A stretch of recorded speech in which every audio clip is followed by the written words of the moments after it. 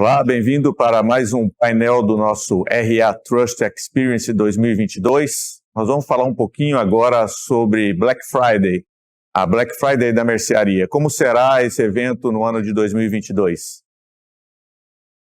E para isso, estou contando aqui com a presença de duas pessoas ilustres, o Iago Bolívar, que é consultor, especialista em planejamento digital e análise de dados, e Valton Neto, que é nosso head de dados e análise no Reclame Aqui. Bem-vindo, Iago. Bem-vindo, Valton. Muito obrigado. Bom, a gente agora vai tentar conseguir gerar alguma interpretação, né? Vamos tentar uma interpretação aí de cenário nesse ano tão complexo de inflação, de eleição, de pós-pandemia e uma pressão tão grande sobre o varejo, especialmente, também setor de serviço, mas setor de serviço se recuperando um pouco mais rápido. E a gente sabe que Black Friday e Natal são épocas extremamente importantes para os varejistas, né? E nesse ano de 2022 a gente ainda tem Copa do Mundo embolada em tudo isso. Então vamos tentar trazer aqui, eu acho, um pouco do histórico. A Black Friday no Brasil tem uma história um pouco traumática de início, né? Começa lá em 2010 falando sobre descontos agressivos e a comparação do brasileiro muito com a Black Friday nos Estados Unidos, né? Que descontos de 70% e as pessoas carregando geladeira e sofá nas costas nas lojas físicas. E a gente viu os primeiros anos de Black Friday sendo muito classificados como Black Fraud, né? Então tudo pela metade do dobro, as lojas aumentavam o preço e depois davam desconto agressivo. Depois passamos por um tempo de aprendizado aí, acho que do varejo, especialmente online, que enfrentou muitos problemas técnicos, problemas de fechamento de carrinho, de execução de pagamento, etc. E hoje a gente enxerga que do ponto de vista de execução dessa Black Friday, tudo vai bem, o varejo aprendeu a fazer isso bem, mas os descontos ainda continuam sendo aquilo tudo. E o Reclame Aqui que observa principalmente essa sensação do consumidor em relação à data, né, essa impressão do consumidor como ente participante dessa data, é que ele ainda desconfia muito disso, né? Então, apesar de que muitos se arriscam comprando, a maioria dos consumidores chamam a Black Friday de Black Fraud, né? Então, o ano passado a gente acho que teve características bem interessantes, que foi o que batizou o título do painel, que foi a Black Friday de mercearia. De repente, diante de um cenário que eu vou pedir para vocês comentarem, as promoções estiveram muito concentradas a groceries, né, a itens de mercearia. Então, Iago, para a gente começar o papo aqui, como que você está vendo nesse imbróglio todo de 2022, como que você vê esse cenário aí da Black Friday se aproximando? Olha, Edu, de altos e baixos, e a gente vai desempatar esse cenário com o entusiasmo ou não do consumidor na Black Friday, aí influenciado pela eleição, influenciado pela Copa, né? Porque a gente tem um empate se a gente olha os indicadores econômicos diretos. Se a gente olha os indicadores econômicos, a gente está com uma queda grande do desemprego, a gente está com uma queda da inflação, mas vindo de um patamar muito alto. Então a gente estava com uma inflação. Então, se a gente pegar os 12 meses anteriores à Black Friday passada e os 12 meses anteriores a essa Black Friday, nós estamos agora numa situação pior de inflação, até porque a gente está acumulando da outra. Então são 2 anos de inflação alta, mas pegou num momento de alívio. Então a gente teve nos últimos 3 meses um alívio, primeiro nos combustíveis, o que de certa forma não afeta diretamente a Black Friday, não tem tanto Black Friday de posto de gasolina, mas aumenta um pouquinho a renda disponível ali. E a gente teve uma alta grande de coisas como alimentos e coisas como mercearia, que foi a estrela do ano passado. A gente teve um aumento, mas está no momento até de deflação geral e está começando a chegar essa deflação nos alimentos. Por outro lado, se a gente tem uma melhora a partir de um patamar alto, mas uma melhora nos preços, ou pelo menos um crescimento menor, a gente está também com o desemprego mais baixo, o desemprego cedeu, a gente está com um momento com não só o número de desempregados baixo, ou seja, um baixo número de pessoas procurando emprego como um número alto de pessoas tendo alguma renda do trabalho, seja formal ou informal. O que tem do outro lado? O que tem do outro lado é um alto endividamento, então a gente tem um aumento muito grande do endividamento no Brasil, a gente tem muita gente endividada, a gente tem muita gente negativada, o que afeta um pouco a capacidade, não é, Valton, de o cara fazer crédito, de o cara dividir, fazer uma compra parcelada. E se a renda média, se o número de empregados aumentou, a renda média do trabalho caiu, é a menor renda média do trabalho desde 2012, a segunda menor nessa série. Ela é, de certa forma, compensada com o aumento dos auxílios. A gente teve um aumento de 400 para 600, e a gente teve só em agosto mais de 2 milhões de pessoas passando a ganhar 600 que elas não ganhavam. Talvez você possa pensar, essa pessoa que está 600, ela não está ali comprando na Black Friday, mas ela está movimentando o comércio, ela está fazendo com que mais gente tenha renda.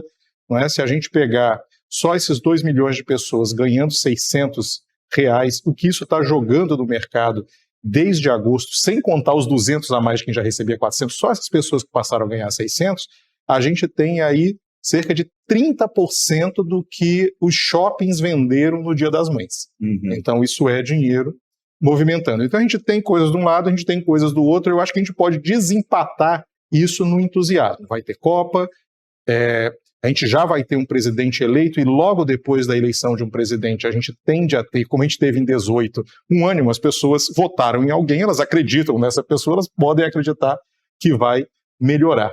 Né? E a gente deve ponderar isso pelos dados que a gente vê internos do Reclame Aqui, eu acho que podem mostrar para a gente onde isso vai desempatar. A gente pode pensar que a gente vem de um túnel, aí, uma saída do túnel, que é a pandemia, né? Um período longo, e depois de uma inflação que começou, a gente monitorou bem isso no Reclame Aqui, né, o ano passado, lá no mês de agosto, a pressão sobre preço já de gás, energia e outros itens começou a pressionar a confiança, vamos chamar assim, do consumidor. E agora, apesar de estar pior que antes ainda, né, esse alívio sentido pode gerar algum entusiasmo no consumidor. É isso que você enxerga um pouco assim. Pode haver essa questão emocional também, essa percepção que as coisas estão melhorando, que faça ele ter um pouco mais de confiança em compras. Exatamente. A gente tem que ver, vai ser depois do segundo turno da eleição, vai ser no meio da Copa, talvez o Brasil esteja bem. Esses efeitos psicológicos fazem com que as pessoas comprem. E algumas coisas podem compensar, por exemplo, a gente tem a renda do trabalho um pouco menor, mas as pessoas estão mais empregadas, ou pelo menos com algum nível de trabalho, né? A pessoa ela pode não ter crédito, mas agora as lojas estão colocando Pix. Então eu posso não ter crédito, mas ali eu posso comprar uma coisa. Talvez a ponte, e a gente vê alguns dados disso também, quais são os setores que estão crescendo nos últimos meses pelo IBGE, para um nível bom de compras, mais de um ticket médio baixo. Talvez, respondendo a sua pergunta principal, talvez a gente não seja o da mercearia, mas a gente não chegue a ser uma Black Friday clássica de eletrodomésticos e tudo. Por exemplo, livro está crescendo, mas eletrodoméstico não. O IBGE tem mostrado isso. Valton, os dados da nossa pesquisa aí do Reclame Aqui apontam, concordam, discordam, em que pontos, e faz também um pouco do paralelo da intenção de compra que o consumidor demonstrou o ano passado, está demonstrando esse também, para a gente ver um pouco essa mudança e se esse cenário externo também está sentido pelo público que vem ao Reclame Aqui, que é o público que a gente pesquisa, lógico. Maravilha, não, isso vai muito em linha assim, com o que o Iago falou, a gente pode perceber muitas das nossas pesquisas pré-Black Friday de 21 e agora a pesquisa que a gente fez agora, comecinho de setembro, né? Lá no começo, lá em 21, a gente percebeu com o consumidor desacreditado, muito com medo da Black Friday, e dos 23 mil consumidores que a gente fez a pesquisa, 76% falou que não iria comprar na Black Friday. Já por problema de inflação, já não ter esse dinheiro, e muito também pelo descrédito que ele tem com a Black Friday, né? Já na de agora, na pesquisa, a mesma pergunta que a gente fez agora, em começo de setembro, a gente tem onde 50% disse que não iria comprar. Então a gente vê aí um aumento de confiança e as pessoas falando que vão comprar já na Black Friday.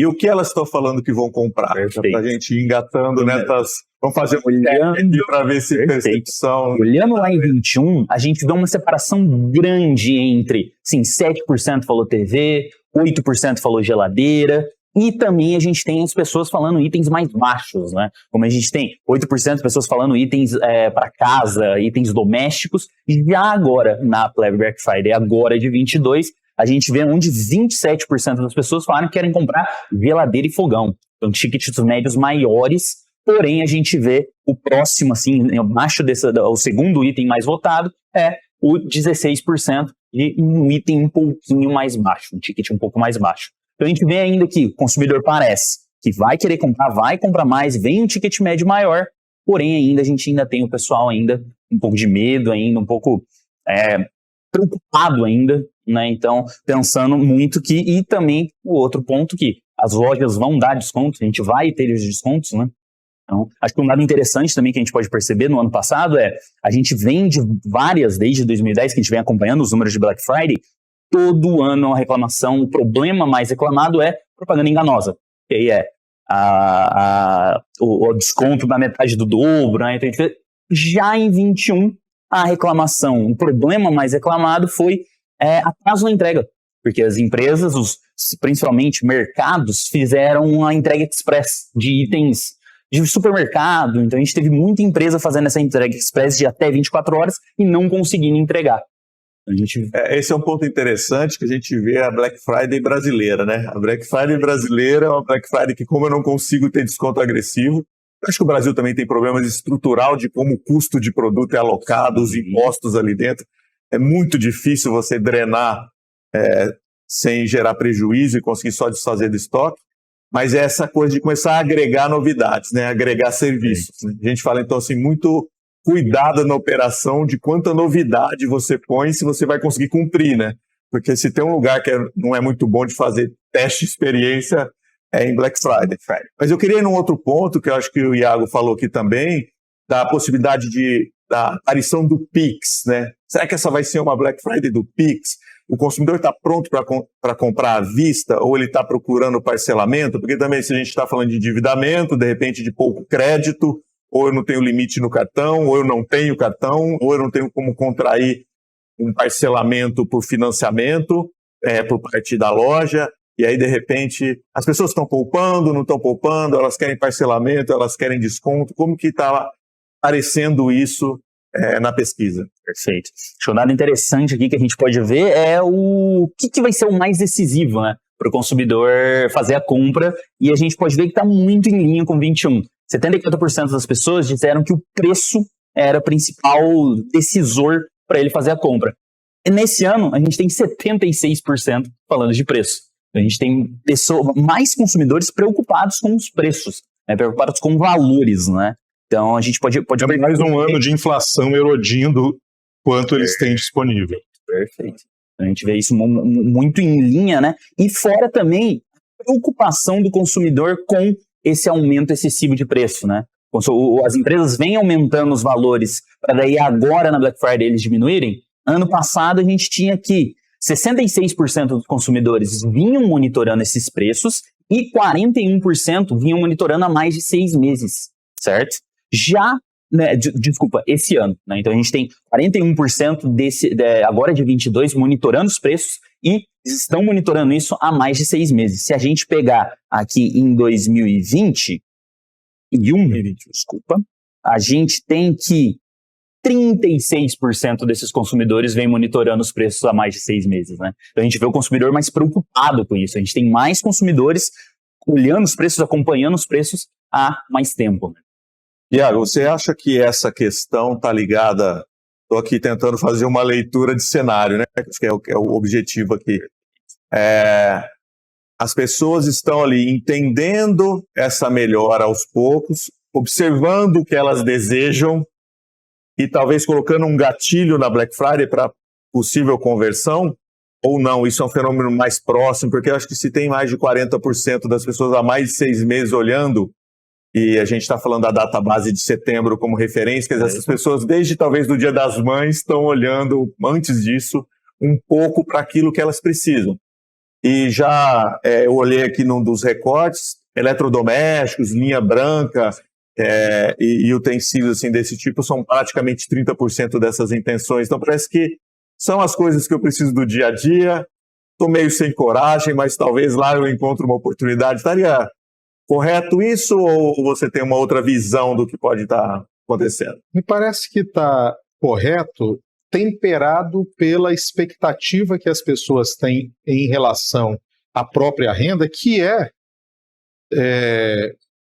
informada também pela expectativa dos atores econômicos gerais. Existia no começo deste ano uma expectativa de um ano economicamente duro, de um ano economicamente difícil. As projeções de PIB eram de crescimento muito baixo no início desse ano e foram melhorando, não é? Houve várias iniciativas que, se a gente olhasse, às vezes é importante a gente olhar não apenas o dado econômico, mas era um ano político e todo ano de eleição existe um crescimento econômico.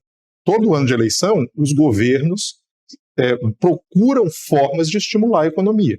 Então, houve, ao longo deste ano, uma inversão de expectativas em relação ao desempenho da economia. E essa inversão de expectativa veio, é bem interessante, ela veio ao contrário do que era medido pelo IBGE, por exemplo. Então você tem, na pesquisa mensal do comércio, um aumento de vendas de janeiro a abril e depois uma queda, enquanto a expectativa das pessoas melhora depois. E aí, o que está acontecendo? As pessoas não estavam muito seguras, mas elas estavam comprando coisas pequenas, elas estavam comprando mais coisas de livraria, de papelaria, porque os meninos voltaram para a escola, por exemplo, voltaram para a escola presencial, estavam comprando mais farmácia, mas o que estava ficando embaixo? O que estava retido? Estava retido, por exemplo, eletrodoméstico. Quando você tem um aumento de expectativa a partir de junho, julho, porque aumenta o auxílio emergencial, é anunciado um aumento de 600 para agosto, a gasolina começa a cair, você tem na ponta uma diminuição da compra desses pequenos e talvez o início de uma reserva para uma compra maior, uma expectativa maior. Então, a gente não comunica imediatamente uma coisa com a outra. Para fazer uma compra de uma geladeira, de uma TV, o cara pesquisa, né? Sim. E é importante a gente ver como o comércio, por exemplo, vai lidar com a Copa, né? Como ele vai lidar, ele vai esperar estar no meio da Copa para fazer uma grande queima de TVs, ou ele vai fazer uma pré-Black Friday de TV muito agressiva antes, né? A gente teve ano passado também uma diminuição de eletrodoméstico, porque tinha sido comprado muito eletrodoméstico na pandemia, né? Então a gente tem, às vezes, um ciclo também. A gente segurou um pouco o eletrônico. Ano passado nós ainda estávamos com um preço de eletrônicos muito alto, derivado dos problemas de cadeia de suprimentos da pandemia. Agora isso já está um pouco mais equacionado. Então é um jogo dinâmico, né? Eu fico muito curioso para saber como estão os dados do Reclame Aqui de acesso nessas coisas que o Valton está olhando melhor aí. Me parece que o que a pessoa está pesquisando antes de comprar, e o Reclame Aqui mostra isso, aponta um pouco melhor do que o dado imediato. A gente vê como às vezes tem um descolamento entre a expectativa e o que está acontecendo imediatamente no comércio. Aí complementando, eu acho que tem até você falou de linha branca, né? Linha branca, as nossas pesquisas consistentemente mostram ali a casa dos 8%, né? Então linha branca parece que foi muito maior na pandemia, foi perto de 20%, muitas vezes mais de 20%, agora volta para os 8%. Mas aí, eu acho que comparando isso, o que você responde que quer e o que você anda procurando. Acho que é essa que eu acho que é um ponto interessante. A Copa do Mundo vai ajudar a vender TV? Então, assim, nos aspectos de ticket médio, de categoria de interesse, o que a gente tem visto lá na pesquisa do Reclame Aqui, os dados do Reclame Aqui? Perfeito. O que a gente consegue perceber agora? Acho que muito indo em linha um pouco com o que o Iago falou, a gente percebe nesse aumento, assim, né, de pesquisa, de intenção, de procura para fazer a compra, a gente pode ver, a gente aqui no Reclame Aqui, a gente fazendo um comparativo year to date, de janeiro até o comecinho de setembro, comparando 22 e 21, a gente tem um aumento aqui do número de reclamações na casa de 18%. A gente vem crescendo o site. Só que quando a gente vai olhando em acesso, esse aumento vai para 25%. Então a gente vê assim, o consumidor muito mais preocupado, muito mais entrando, entendendo o site, acessando, procurando ali os principais problemas de cada empresa, para então vir e fazer uma compra. E aí, como a gente mesmo viu aqui, a gente tem esse descolamento, né? Então o consumidor procura, faz a compra, tem algum problema, ele vem e reclama, né? Então acho que isso aqui mostra muito assim, essa preocupação assim, que o consumidor está vendo, muito aí na nossa pesquisa, a gente tendo mais pessoas olhando os preços há mais tempo, né? Então a gente vê o consumidor mais preocupado, porém, em certo ponto, acho que voltamos lá naquele começo, né? A gente ainda tem um pouco do medo do consumidor, onde, nas nossas pesquisas, 47% dos consumidores definem ainda Black Friday como uma Black Fraud. Né? Então... É interessante, talvez já vale um comentário aí da gente ver, quer dizer, o Reclame Aqui cresceu 25% o tráfego, quer dizer, gente procurando informação, e a gente vê um declínio disso no varejo, por exemplo, online, etc. Isso é correto? Ou o varejo continua também crescendo em termos de tráfego e interesse, mas menos conversão? Porque a gente tem visto as vendas caírem, mas o consumidor continua ativo lá procurando? Ou ele está procurando mais blogs, sites como Reclame Aqui, referências, para ir formando essa opinião e não está chegando lá na loja de fato para comprar? A pandemia acelerou a digitalização das relações de consumo no Brasil. Então, a gente teve aquele boom das lojas online e o boom das ações dos grandes varejistas online. Quando reabre, até pelo ímpeto de ir novamente à loja, de conversar, o brasileiro gosta de conversar, aumentou o varejo físico, mas uma coisa não se perde, o conhecimento. O cara já fez o cadastro, o consumidor já está recebendo a newsletter, ou seja, muitos consumidores fizeram a primeira grande compra online na pandemia. Isso passou a ser uma alternativa para ele. Mas agora ele pesquisa. Muitas vezes ele pesquisa no online, vai ver no físico, ele vai na loja, ou faz o contrário, ele vai na loja para pegar o produto, para ver se a geladeira é boa, se a imagem da TV é boa e compra no online. Está mais dinâmico e está mais difícil para as lojas. Se a gente pegar os dados do Dia das Mães, o comércio esperava um Dia das Mães ruim este ano. Por quê? Porque estava informado pela expectativa de PIB, estava informado pelos dados econômicos gerais e foi melhor. E foi melhor do que se esperava, mas foi melhor no físico do que no online. Então, se a gente pega os dados, por exemplo, de shopping centers, se a gente pega os dados de CDLs locais de vários estados, a gente vê que houve mais venda do que era esperado. Agora, se a gente vê o total da venda do Dia das Mães, ficou mais ou menos em linha com o que se esperava. Então, a gente tem uma relação mais dinâmica, o online e o físico passaram a ser opções, e às vezes isso faz com que essa curva de pesquisa fique maior. Né? Eu pesquiso online para comprar no físico, eu vou no físico para comprar no online, eu entro no Reclame Aqui, entro em blogs e me informo mais. Então a gente está numa situação mais dinâmica em que o consumidor passou a ter mais uma opção. Né? Claro, isso tem a ver, né, Valton, também com frete. Né? Isso, se você pega no Sudeste, isso é mais importante. Se a gente pega em lugares em que o frete é mais caro, a gente fez um levantamento, às vezes, se você compra uma coisa de frete difícil, como, por exemplo, uma geladeira, em alguns lugares do Brasil, o frete dá 20%, 25% do preço. Aqui em São Paulo, você não tem isso. Você está começando a ter esses grandes centros de distribuição sendo construídos mais para o centro do país e para o Nordeste para diminuir esse preço de frete. Então, me parece que o varejo online vai estar numa relação muito mais dinâmica com o varejo físico e o consumidor vai pesquisar mais os dois. Ele vai jogar mais com os dois, com preço de frete e tudo isso. A gente tem comentado muito que os negócios ainda estão tentando se entender omnichannel, online, offline, conseguir operar em todas essas perspectivas. Mas o consumidor já é omnichannel e é digital na pesquisa, né? E aí, Valtão, indo de novo para um recorte de dados aí, qual é o canal preferido, aonde o consumidor está intencionando comprar nessa Black Friday? É na loja física, é na rede social, é no site da marca ou da empresa? Perfeito. Isso a gente pode ver até, marginalmente, a diferença é pouca ainda. A gente vê ainda, a pesquisa agora de 2022, a gente vê que 70% dos consumidores querem fazer a compra aqui na loja online, no site, né? Querem fazer essa compra pela casa deles. Se a gente fizer o mesmo comparativo aqui com 2021, a gente tem que esse número é de 68%, né? Então, a gente vê ainda o consumidor ainda pesquisando, entendendo, mas ele ainda querendo fazer essa compra online, né? Ele querendo fazer a compra direto da casa dele, né? Então, acho que isso... eu acho interessante a gente tratar que essa pesquisa do usuário de Reclame Aqui que a gente faz é de um usuário online.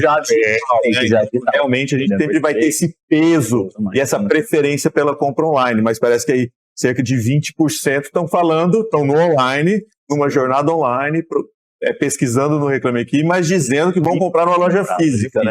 Isso mesmo. Então, acho que isso também é um desafio de omnicanalidade. Você acho que falou, Iago, uma coisa interessante que às vezes a jornada é o contrário, eu vou no físico para ver o produto, e aí eu vou para o online porque eu estou imaginando que eu vou ter uma oferta melhor no online, né? Então, como que essa loja física se prepara dentro de uma Black Friday para fazer com que ele não saia de dentro da loja é um desafio gigantesco.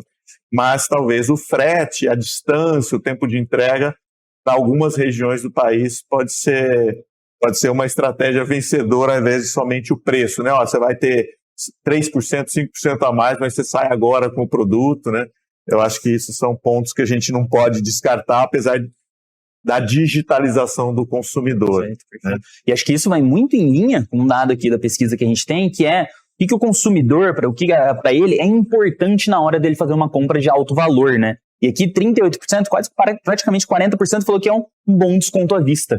Né? Então esse consumidor está procurando mais, ele quer mais, ele até, se a gente for olhar aqui, a gente tem 9% de parcelamento, 21% de parcelamento no cartão. Então a maioria aqui, 40% desse consumidor quer fazer esse pagamento à vista e espera ter um desconto alto aqui à vista, né? Isso tanto no loja online. Aí eu acho que é um ponto bem rico, né? Porque eu acho que isso para estratégia de varejo é importante. Onde o parcelamento começa a ficar importante? Em que valor de ticket o consumidor começa a dizer, puxa, aqui, porque às vezes ele manifesta, eu quero preço, mas ele está olhando para um produto de que valor, quando ele diz isso, e a partir de que valor o parcelamento realmente começa a fazer diferença para ele.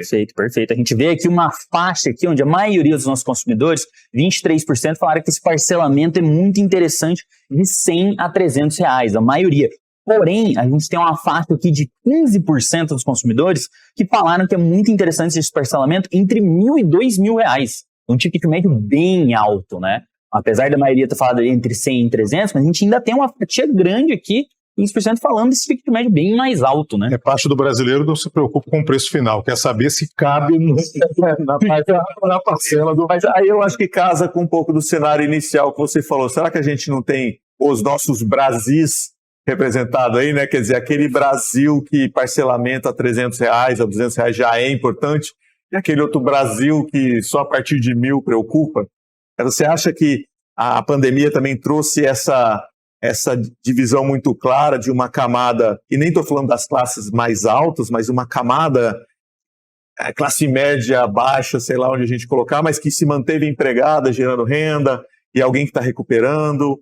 Ou estou viajando demais nisso? A pandemia teve esse efeito de que a pessoa que continuou empregada, de um white collar, de classe média, que continuou empregado durante a pandemia, no geral ela teve um aumento de renda. Ela passou a não ter gasto de transporte, ela passou a não ter gasto de comer fora de casa, ela não viajou.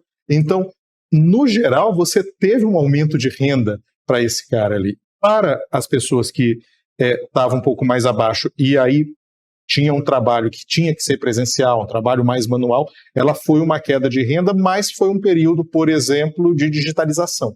Então a gente está tendo hoje, neste momento, um maior dinamismo no setor de serviços que emprega pessoas com menor renda. Então é natural, é muito comum você ver as pessoas dizendo, eu não consigo achar empregado, não consigo achar. Então você está tendo um dinamismo embaixo, já informado por uma digitalização, né? Então, agora, uma coisa última sobre a questão do digital e do físico, a gente tem um efeito, quando você falou do omnichannel, que é o comércio físico tem cada vez mais ficado concentrado.